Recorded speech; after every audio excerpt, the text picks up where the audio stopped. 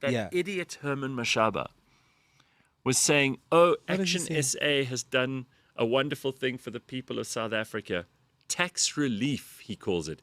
So instead of charging us, I don't know, 1 or 1.5% VAT, Yeah. he's proud of the fact that it's only 0.5. That's not called tax relief. It's still a tax that we still a didn't have last year. And it makes a very big difference. It makes a huge difference. Yeah. Everything is going to be more expensive. I want you to remember who to punish at the polls, Hey. because this is very cruel. This is cruel. Yeah, it is. There is only way that we could get our spending under control and actually have a budget that makes sense is by cutting government, by cutting costs, not by increasing VAT. When your life gets more expensive now, remember who to blame.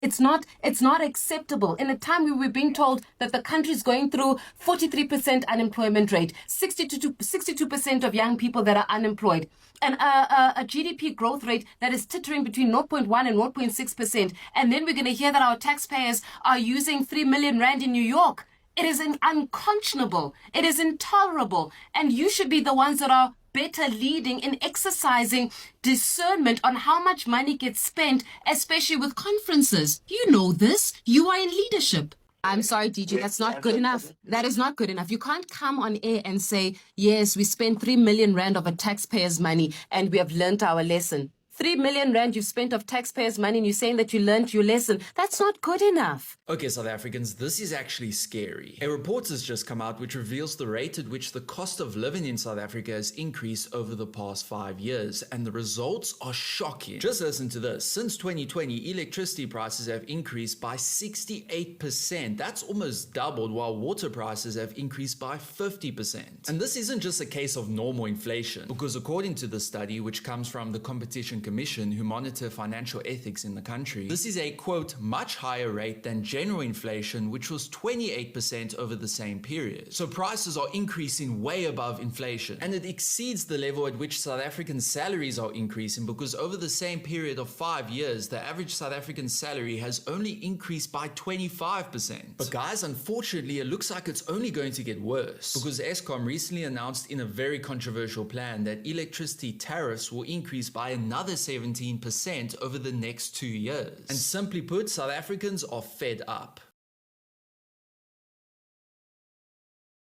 This South African town is on its way to becoming entirely owned by foreigners. This is Scarborough, a small seaside village near Cape Town. And in the past year, more than half of their homes on sale were sold to people not from South Africa. In fact, according to latest data, Scarborough saw the highest proportion of foreign buyers in the whole of South Africa last year. And this has driven up property prices in the area like mad. For example, in 2016, the average house here was 2.3 million rand, and in 2025, it shot up to 7.85 million rand. But this isn't only happening in Scarborough, with many other areas in Cape Town in a similar boat. And if this trend continues, Scarborough could one day become the first South African town ever to be mainly owned by foreigners. And maybe even other areas will follow as well. Let me know what you think about this situation.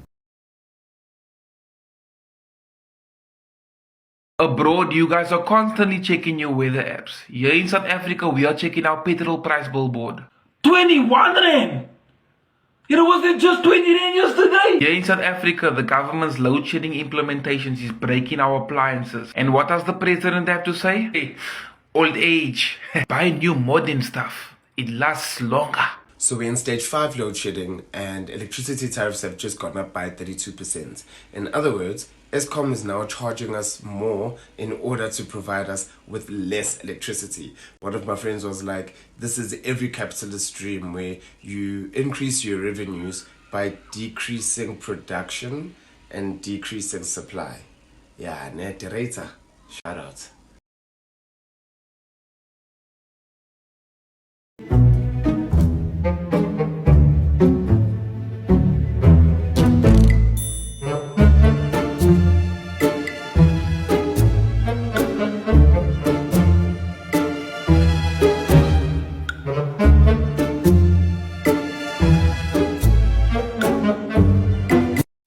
So I'm trying to find a place to stay. I'm trying to move into a bigger place, and my gosh, the rental prices here are through the roof.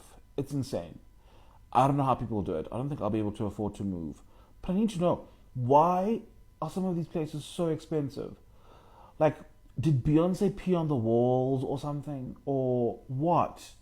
I need an explanation. I'm just. How much is the bill? 1,430. Woo! Whoa. Mina, I ordered a salad. I ordered a passion fruit and lemonade. I didn't order Jaeger bombs. I'm telling you.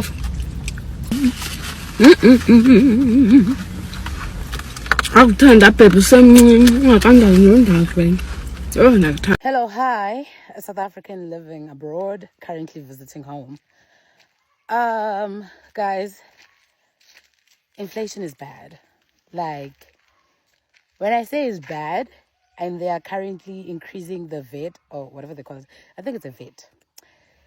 Guys, I thought when I come back home, I'll be bowling big. You know what? Swipe. What I've realized is that to live in South Africa, you actually need to be earning in dollars or euros or whatever, because shit is expensive. And when I say things are expensive, it bothers me so much that if somebody's earning 5,000 rands, and let's just say a soap to do laundry, it's about maybe 200 and something, and the person maybe works in town. So are you telling me that this person is literally going to work every day, literally paying for transport, because the taxes, as literally from Lolly to like town is like 30 rands or something. From where I live, I'm in the village right now, so to go to town it's 30 rands, and I'm talking about a place that is not even that far. Well, it's a little bit far, like 20 something minutes drive. But like, when they're doing these things, are they thinking about the people that are like a lower class? Guys, people have graduated and all that. They're still struggling to get jobs. Like, I just feel like South Africa is heading towards like Zim or something like that. Because if you poor, the chances of coming out of that is going to be hard. Because imagine you have masters and everything, and you have to go look for a job or whatever. You need a taxi money. Imagine you get an interview to Cape Town. This job is going to pay you like 30,000 or something like that. But they've made it so impossible that even Airbnbs are expensive, transport, flights, everything's just expensive. So how are you going to afford all these things? You get what I mean? Like, oh my God, I'm just so stressed, because I'm like, girl, if anything happens in America and you have to come back home, you got to make sure you come back with something tangible, because you're going to need a way to live or survive. Or maybe get an online job, earn in dollars while I live in South Africa, because I think for somebody who has nothing yet of degree or whatever, even if I had it, I feel like it would still be hard to get a job in this country. God be with us, and God be with South Africa. That's all that I can say. Okay, so I just wanted to say things are currently expensive everywhere in the world. So South Africa is not the only place where things are expensive, but things are really, really expensive this side, because we have 62% unemployment. At least that's the last time I checked. I think that's the stat.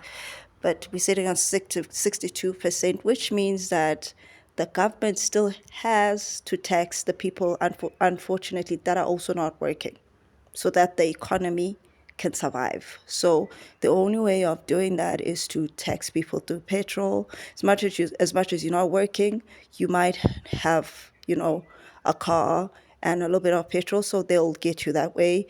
If you're buying groceries, if if you're just pretty much doing anything, because we get taxed for pretty much everything in South Africa. And I think it's unfair, but it is what it is. And it's just also silly things like with electricity, that one I don't understand. With the ESCOM thing, we don't understand that, because we have coal in South Africa. We export coal to other places in the world, and yet sometimes we pay more for the coal because electricity is so high. Things like that are just stupid, and it's things that only the government can change. I don't want to get into that, but other than that, I can just only explain what we could change. I think it's just about us voting for somebody else. But just looking at South Africa right now, I don't even know who would probably vote for. It is what it is. And it's just one of those things. If you're Christian, you just keep praying. And if you're an atheist, I don't know. But yeah, it's definitely unnecessary. Some things that we go through are unnecessary because if I'm not mistaken, I think with coal, yes, we export it and then it also gets imported and we have to buy it. I think that's how it works. I'm not sure.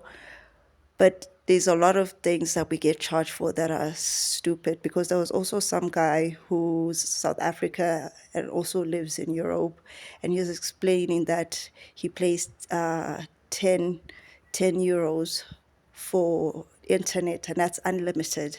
But when he comes to South Africa, he's paying more money than Europe, which is crazy because we are a third world country. So some things are just by design so that we can't afford this country, so that we never we never already own it. I think it's just one of those things, and I think everybody knows this now, that Africa is just it's just it's just we're just there to make other countries stand, basically. And I'm just gonna leave it there. It's sad, but it is what it is. It's something we can't really fix or take forever.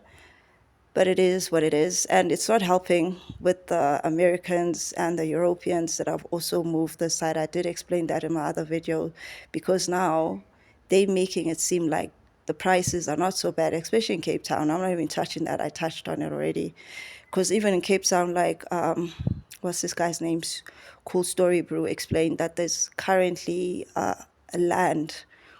Well, there's a little town in Cape Town that only foreigners live in. And those foreigners, I'm guessing, would be Europeans and Americans.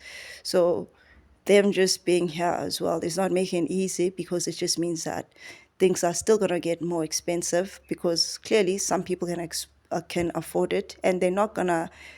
I don't see government trying to get rid of the Europeans and the Americans, because they are contributing to the economy. And so are the foreigners like Zimbabweans and Nigerian, as much as people, don't really like those type of foreigners, but they also contribute when it comes to tax.